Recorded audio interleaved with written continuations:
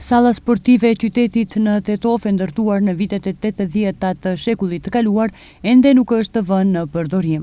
Ky objekt sportiv me një kapacitet prej rreth 5000 vendesh është i vetmi në qytet që përmbush standardet për ndeshje ndërkombëtare dhe të ligës së parë.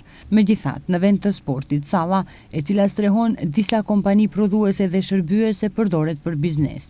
Kryetari i komunës së Tetovës Bilal Kasami tha se janë fituar të gjitha betejat ligjore dhe tani salla është nën kompetencat të komunës. Përfundimisht, pas 5 viteve, gati 5 vite në krye të detyrës komunës Tetovës, janë fituar betejat ligjore dhe salla e sportit e tij është kthyer komunës Tetovës. Komuna e Tetovës është duke përgatitur projekt për rikonstruimin e sallës dhe e njëjta të jetë në shërbim të sportit dhe atë duke i plotësuar të gjitha kriteret për lojra ndërkombëtare, për destinimin që e ka për basket, volejbol, handball dhe gjitha sportet të cilat luajnë në sallë. Dhe unë besoj që shumë shpejt për krah stadiumit si një terren kapital për sportin tetovar, edhe salla e sportit do të jetë në shërbim të sportistëve tetovar.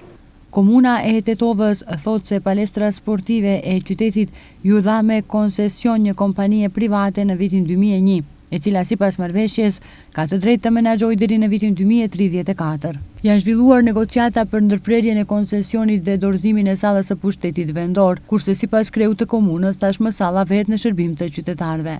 Këtë vit komuna e Tetovës mori në zotërim stadiumin e qytetit, i cili gjithashtu menaxhohet nga koncesionari privat, që tani menaxhon palestrën sportive të qytetit. Sipas njoftimeve të pushtetit vendor, stadiumi në Tetov, ku aktualisht po kryen aktivitete ndërtimi, do të marrë një pamje të re brenda 18 muajsh.